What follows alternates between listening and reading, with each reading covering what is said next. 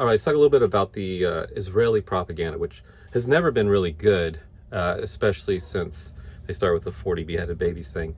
And they just continue to fail, and they keep the reporters, of course, out of Gaza, but there's still people with phones, and there's still people in there that were reporters, are still our reporters. They're continuing to show the truth, right? And right now, as they're in Lebanon, the latest thing that they're doing is, oh, this hospital has a major underground bunker, and it's got $500 billion in cash and gold, and they have their little cool 3D thing, like they did where they said all these Lebanese houses have giant rockets shooting out of the side of them, just crazy stuff. And people are believing that, I assume. but they didn't change their propaganda tactic for Lebanon, which is lazy. And it's just not good. It's not smart of them, because as we're seeing now, and I've posted a couple of clips over there on some of my other social media, all these publications that are not banned from Lebanon, which is pretty much everybody, they're down there in the basement showing that there is no massive bunker.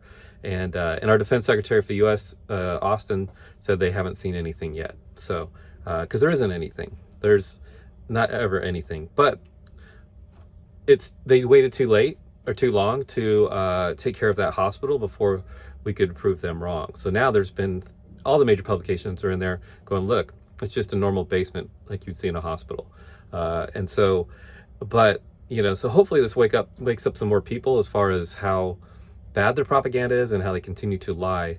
And, I hope that people are not paying attention start to pay a little bit more attention and, and see that their propaganda is horrible. They continue to lie and they get away with it. Mainly because they got daddy. They got the United States that's going to protect them, their big brother or whatever, and let them continue to do what they're doing. But as they continue to do this, it's going to be a lot harder for our government, the United States government, to protect them. And, if you've watched any of the State Department briefings, they're deflecting like crazy. So it's like they never can give a straight answer. They never can talk about an investigation being complete because they know they're in the wrong. I've worked with the State Department in Afghanistan, and they saw everything. So, and if those two top secret documents are actually top secret documents, official, it shows you how much detail that we can see of our friends and our enemies. And so they had down to like, this is the dolly they use, this is how many munitions on this aircraft. If that is a true document, which I think it is because they're being so silent about it right now.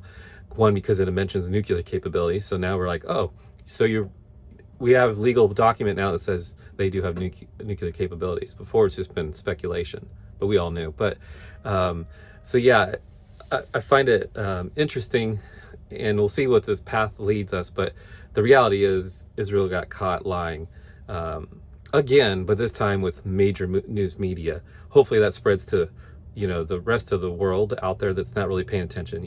I had a conversation with somebody in July, and this was like an 80-year-old man, Fox News, lifelong Republican, and he said something like, oh, the college kids don't know anything about what the history of that or whatever. And so I talked to him for 20 minutes.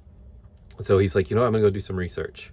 And like 2 months later, I got a message through another person. It's like, hey, tell Jason he was right.